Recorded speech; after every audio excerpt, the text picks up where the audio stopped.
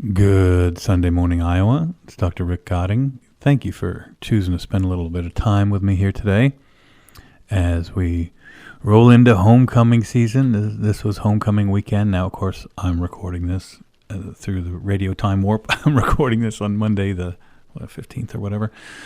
And as you're listening to it on Sunday, homecoming is next weekend.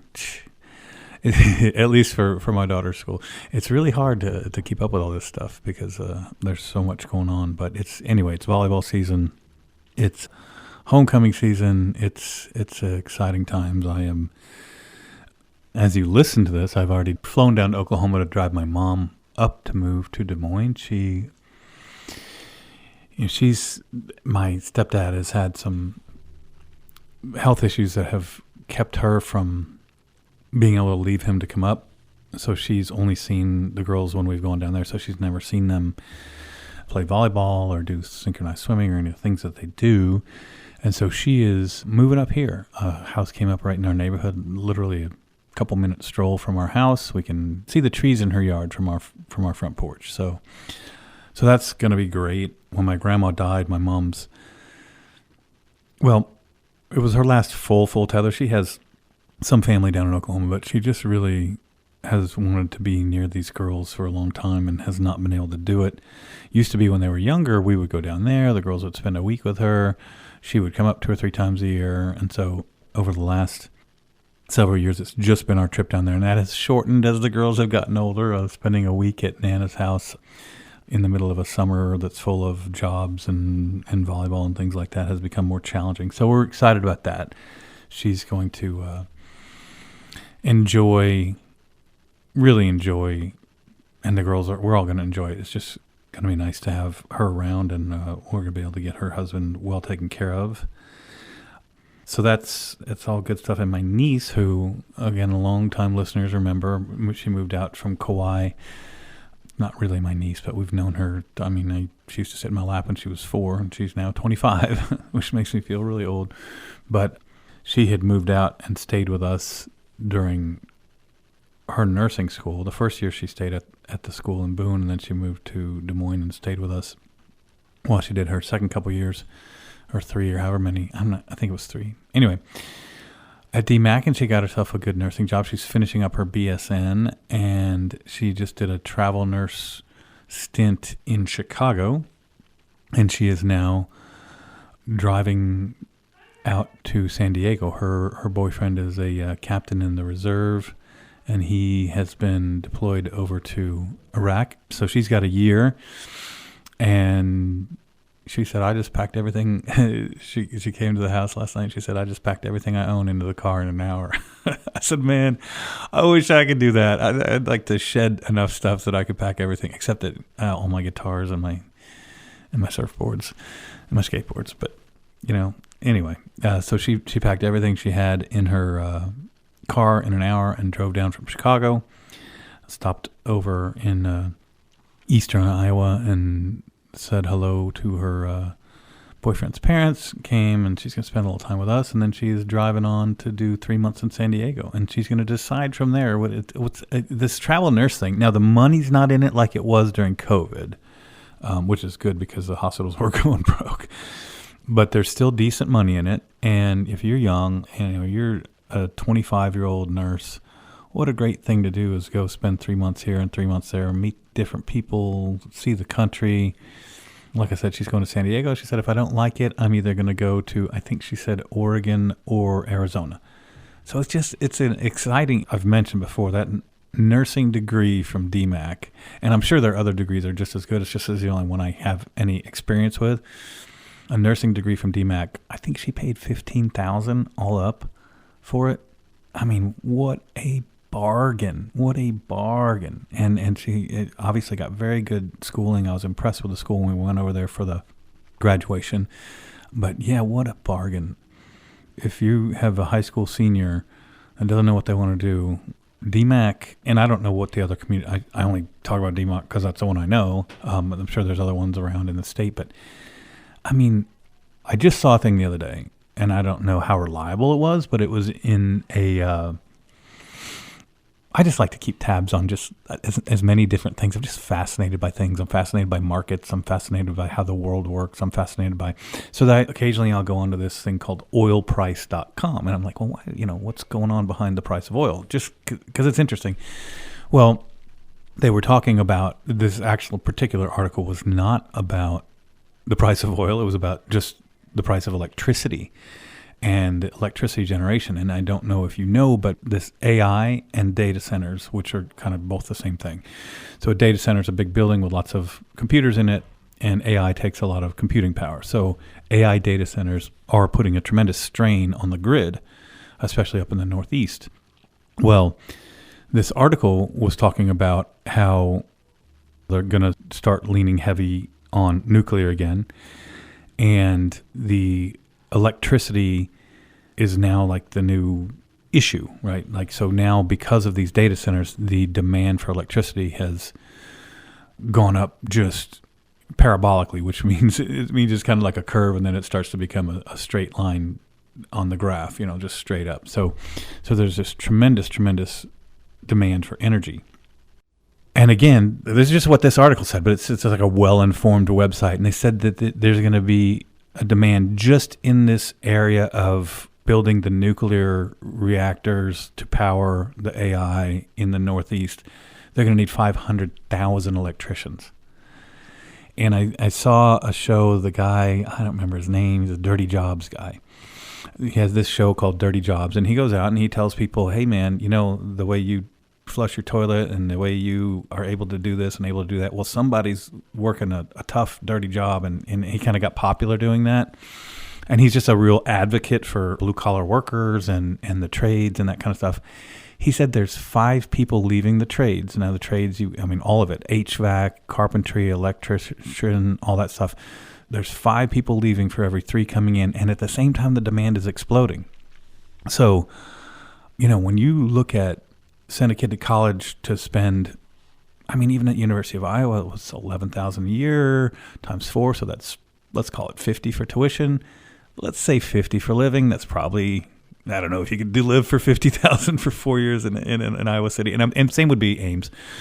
So if you're going to go there and get a degree, like you're an accountant, an engineer, an architect, nursing, doctor, but some of these majors, unless they have a harder time figuring out how to get a job with it, well, man, if you can go to DMAC and for a fraction of that, get your HVAC or some kind of electrician stuff. And some of the electricians, you can just walk into the union and they will, it takes a little longer, but they'll apprentice you up through. I just think the trades are going to explode. The demand factor on it, they're going to be AI proof for a long time. They talk about AI killing jobs. AI is not killing the job of an electrician for a long time. Those robots, they can walk and they can jump and, run in a circle and that kind of stuff. But they are not going to be wiring a house or being, a big diesel mechanic or all these things. So I just think, I've said this for years. I kind of haven't said it for a while, but trades, if you have a high schooler who doesn't know what they want to study and this kind of stuff, trades are just such a great option in today's world, and that kind of demand going up and the demand for power. There's going to be a lot of other jobs congruent with that. That infrastructure is going to create jobs in and of itself, but like operating plants and things like that. But really, so DMAC, was great for my niece. My daughters are pretty set on going to a 4-year university, but if they weren't, I would probably say, hey, maybe a trade, although they're not really kind of fix-it kind of girls. I know there definitely are girls who like to fix things and weld. I had a patient who was a lady who was a welder not too long ago, and I've had that multiple times. Anyway, the point is, if you have a kid and that kid might not be thinking about, maybe you have some financial struggles, or the family of this kid has some financial struggles and doesn't know how they're going to get that kid to college. College isn't the only answer, man. The trades are so necessary, and seemingly to be more so and more so and more so, as with 5 people leaving for every 3 coming in and the demand going up. Just seems like a wonderful place to send a kid. And like I said, we're really, really, really, really happy. And this almost sounds like a DMAC commercial I'm making here, but Sometimes I just like to kind of talk about things that are going on. And nursing is, of course, close to my heart. And we have wonderful nurses in our hospital that went to DMAC, and wonderful nurses who went to the other nursing schools around too. We have a bunch of really, really great nurses at our hospital. And we're really, honestly, that's kind of the thing that St. Anthony's is so good about is it's unique in a lot of ways. And one of the ways that it's really unique is that, first of all, from an infrastructure, for being in a town of 10,000 people, you'd look at that hospital and say, wow, what in the heck? Got a big cancer center. It's a big, beautiful building. We have all these other resources. We have medical specialties that aren't generally found in a town of 10,000 people, like an on-site cardiologist, on-site ear, nose, and throat surgeon, an on-site orthopedics, on-site general surgery. These are not visiting specialties. These are doctors who are here. In fact, we have 2 orthopedic surgeons. But from a technology perspective, we have the Da Vinci robot for the urologist. Now, the urologists are visiting. We don't have an on-site urologist, but we have good visiting urologists. So the urologists and the general surgeons use the Da Vinci robot. We use the Mako robot, and the Mako robot is, I've gone over it and over and over. And I need to spend like a whole show really getting into the nitty-gritty about it because, a friend of mine, his mom, in a different state, went and had a knee replacement, and she had, and I had never heard of this. All right, I'm gonna talk about that in a second. Let me just finish up with St. Anthony. And St. Anthony has all this large sort of big city type of infrastructure and a big city type of technology and skilled medical specialists that you typically wouldn't see. And our cardiologist does these intracardiac pacemakers, which are brand new, and she's a superstar and super smart, and and she's full-time here at St. Anthony's, based here, lives in Carroll, that kind of. So it's unique in that it brings all that, and at the same time you get the level of compassion care. So you have the medical aspect of the care, which is at a super high level, and I think could really compete in anything that we do. I think we do just as well as they do anywhere. As far as the compassion aspect of the care, like the touchy-feely, the care, like we care about you. Well, the people here are taking care of their neighbors and family. And that absolutely shines through. It absolutely shines through. And I have patients come here from all over the state because of the radio show here. I have patients who come from Des Moines, West Des Moines, Ankeny, Cedar Rapids, all kinds of different places. And universally they say, man, I just really felt cared for in this big private room in this beautiful hospital. So, and then I got the Mako on top of that. So anyway, I just finished that thought. But a friend of mine's mom went and had a knee replacement done, and I had never heard of this until he told me. He said she's having the Jiffy knee. And I'm like, what are you talking about? The Jiffy knee? That sounds like peanut butter to me. Well, there's this thing called the Jiffy knee. It's one of these small incision type knee surgeries. And, Jiffy Lube, Jiffy Knee, I don't know, Jiff Peanut Butter. So I kind of researched it because I wanted to give him an intelligent opinion on it. It looks very viable. It's a smaller incision technique. And, the only reason for a smaller incision is for the first, let's say, 6 to 8 days, you're going to do better. And I would say that my patients, if you look at my patients versus small incision patients, if you have the same patient, same size patient, same size knee, I think my patients do just as well as those small incision patients because of all the blocks that we do, the iovera that I do beforehand with the freezing of the nerves and all that stuff. But I'm going to go into all the deep detail into those different things. But the guy who came up with it is, obviously he's smart. He came up with it. It's a nice incision. I looked at it. It makes sense. They like to make a big thing. Oh, we don't cut the tendon.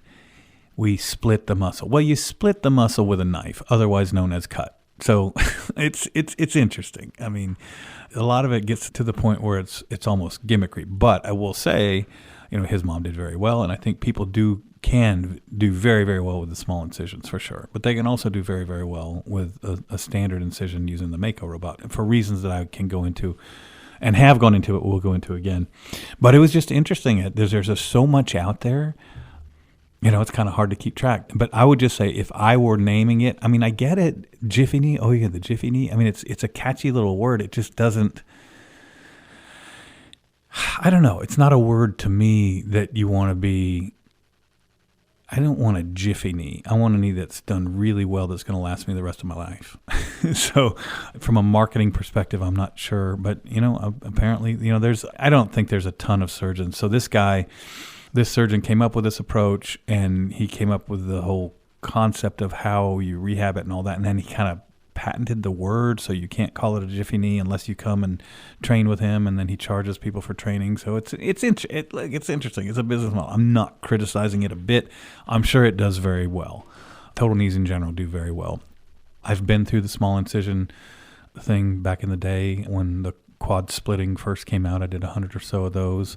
And the reason I stopped doing them is I found it much more difficult to get the components right exactly where you want them. And also, you essentially pretty well can't even use the robot if you're having that little of an incision. And also, there was a big research, what we call a meta-analysis. So it's a big research study where they look at a bunch of research studies that were trying to find the same. So, new study shows this. Well, there's 100 studies going on at any time, right?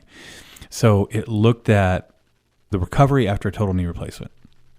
And this was actually done by one of my classmates, who is now the chairman of orthopedics at Northwestern University in Chicago, and one of my classmates from Georgetown.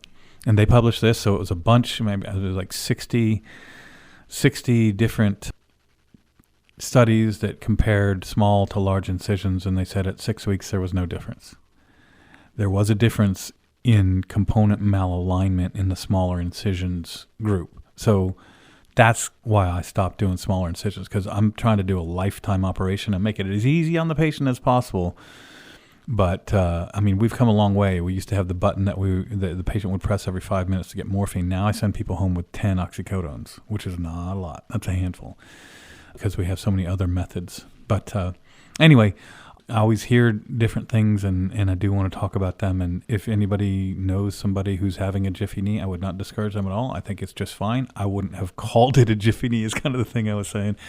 They're fine. I think the Mako's better than anything other than the Mako, and that's why I use it, because I had the choice here to do anything that I wanted and to get any kind of robot or navigation system I wanted. I chose the Mako, which happens to be the most expensive one. Interestingly enough, Dr.